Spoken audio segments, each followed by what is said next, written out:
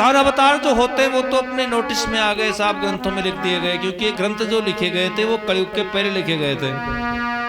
ये कलयुग में लिखा गया, लेकिन ये प्राचीन ग्रंथों का आधार बना के लिखा गया। अब भी आते हैं भगवान। कल आपको एक उदाहरण बताया था हमने, याद है क्या? जज बाबा का, रघुनाथ जी चले गए थे कोर्ट में गवाही देने के लिए।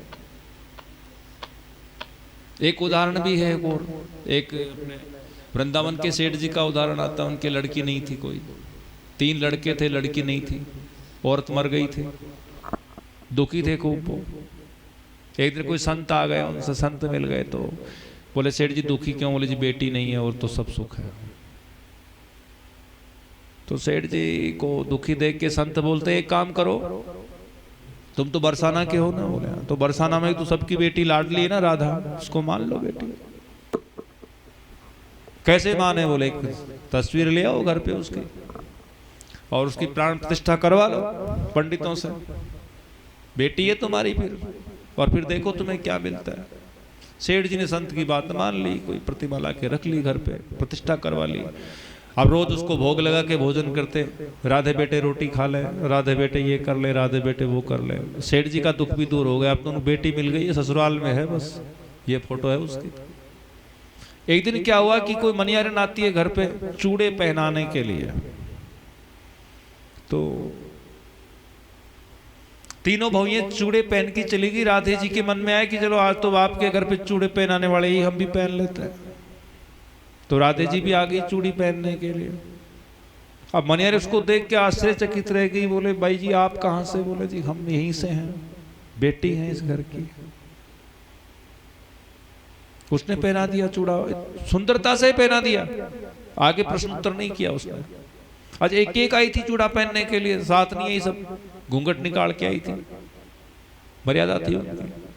अब मणियारिन गई सेठ जी की दुकान पे जाके बोली सेठ जी चूड़े पहना के हूं तो पैसा दो।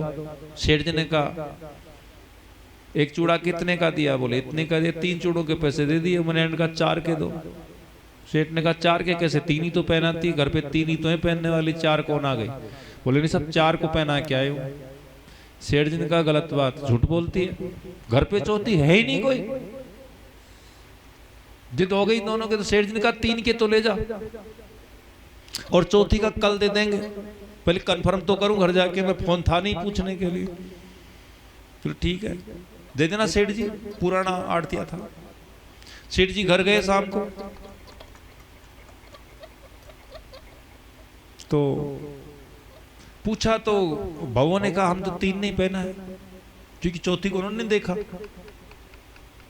बेटे भी बोलते हैं नहीं ये जमाना खराब है जी, वो मनियारिन लालची है, उसने आपको बावला बना दिया ऐसे ही। अब अगली बार से 3 साथ पहन के जाना, चूड़े उड़े पहनो। तो ये बावले बनाती एक एक आती है, इसलिए इसने 4 का नाम ले लिया 3 की जगह। शाम हो गई, भोजन वोजन हो गया, सब लोग सो गए। बोले कल करेंगे उससे बात। रात को सपना आया, आधी रात को सपना आया सेठ जी को।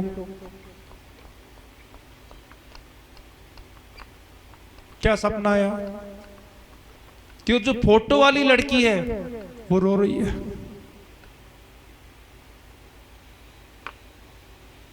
अब सेठ जी पहचान गए, अरे ये तो राधा है।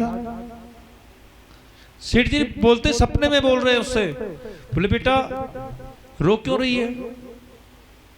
बोले बेटा मत कहो, मुझे धोखा हुआ है मेरे साथ, मुझे बेटा मत कहो, मैं तुम्हारी बेटी नहीं।